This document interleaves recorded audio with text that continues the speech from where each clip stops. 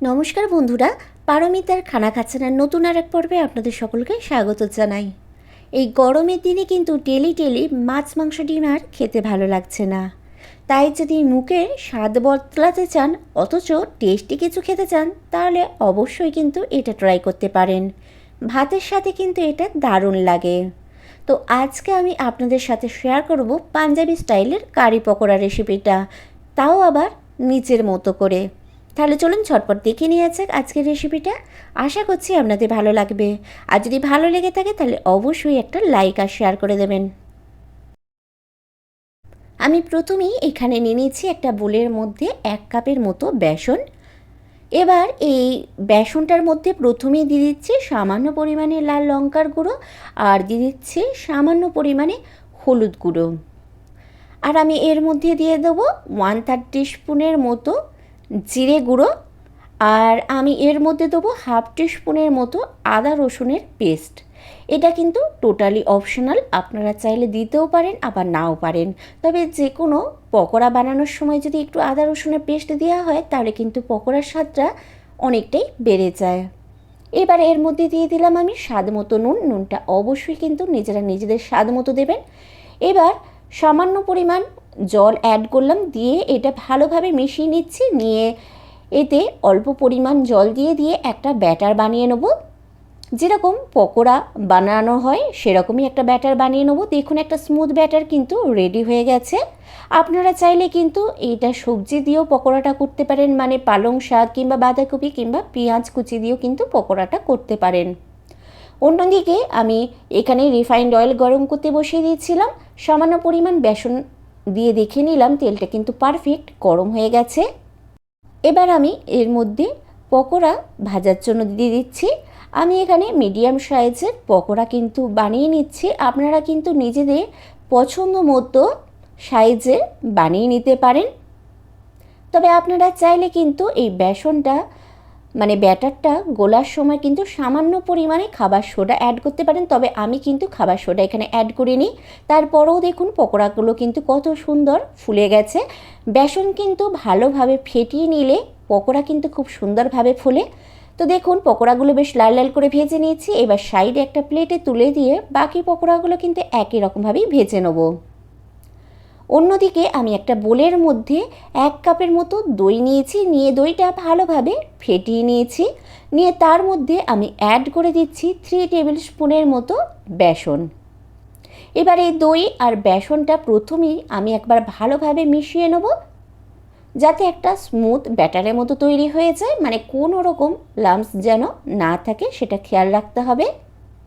তো দেখুন দই আর বেসন যখন ভালোভাবে মেশানো হয়ে গেছে আমি সামান্য পরিমাণ জল অ্যাড করে এটা একটা স্মুথ ব্যাটারের মতো তৈরি করে নিচ্ছি, মানে একটু পাতলা ব্যাটার তৈরি করে নিচ্ছি। দেখতেই পাচ্ছেন ব্যাটারটা কিন্তু মোটামুটি একটু পাতলা হয়েছে। এবার এর মধ্যে আমি কিছু শুকনো মশলা অ্যাড করছি। তার জন্য দিয়ে দিচ্ছি 1/2 টিস্পুনের মতো হলুদ গুঁড়ো। আর আমি এখানে দিয়ে দিচ্ছি 1/2 টিস্পুনের মতো লাল লঙ্কার গুঁড়ো। এবার হলুদ গুঁড়ো আর লঙ্কা গুঁড়োটা ভালোভাবে বেসনের সাথে বা দইয়ের ব্যাটারের সাথে মিশিয়ে নিয়ে এর মধ্যে অ্যাড করে দিচ্ছি স্বাদ মতো নুন। তো নুনটাও ভালোভাবে মিশিয়ে নিয়েছি। দিয়ে অন্যদিকে একটা ফ্রাই প্যান গরম করতে বসিয়ে দিয়ে তার মধ্যে দিয়ে দিলাম রিফাইন্ড অয়েল। আমি এই রান্নাটা রিফাইন্ড অয়েলে করছি, আপনারা চাইলে সর্ষের তেলেতেও করতে পারেন। তেলটা গরম হয়ে যেতে আমি এর মধ্যে দিয়ে দিলাম একটা লাল শুকনো লঙ্কা আর দিয়ে দিচ্ছি 1/4 টিস্পুনের মতো হিং। আপনারা চাইলে এখানে কারি পাতারেরও কিন্তু ব্যবহার করতে পারেন। আপাতত আমার কাছে নেই বলে কারি পাতাটা আমি ব্যবহার করছি না। এবার হিংটা তেলের মধ্যে একটু নাড়াচাড়া করে মিশিয়ে নিয়ে আমি এর মধ্যে দিয়ে দিচ্ছি 4-5 কোয়া রসুন। আমি ছোটো ছোটো টুকরো করে কেটে রেখেছিলাম সেই রসুন কুচিটা। এবার রসুনটা আমি খুব ভালোভাবে ভেজে নেবো হালকা বাদামি কালার আসা পর্যন্ত। দেখুন এখানে রসুনটায় কিন্তু হালকা বাদামি কালার এসে গেছে। এবার এর মধ্যে দিয়ে দিলাম একটা পেঁয়াজ মিহি করে কুচি রেখেছিলাম, সেই পেঁয়াজ কুচিটা। এবার পেঁয়াজটাও কিন্তু হালকা বাদামি কালার আসা পর্যন্ত ভেজে নেবো। তো দেখুন পেঁয়াজটা তো কিন্তু হালকা বাদামি কালার এসে গেছে। এবার এর মধ্যে আমি অ্যাড করে দিচ্ছি আগে থেকে যে দইয়ের ব্যাটারটা বানিয়ে রেখেছিলাম সেই দইয়ের ব্যাটারটা। দইয়ের ব্যাটারটা দেওয়ার পর আমি ভালোভাবে পেঁয়াজ আর রসুন ভাজার সাথে একটু নাড়াচাড়া করে মিশিয়ে নিচ্ছি, যেহেতু এর মধ্যে বেসন আছে তাই দেখুন ব্যাটারটা কিন্তু সাথে সাথে গাঢ় হয়ে গেল। এবার যেই পাত্রে আমি দইটা গুলে রেখেছিলাম সেই পাত্রটা ধুয়ে আমি এখানে জল অ্যাড করে দিচ্ছি।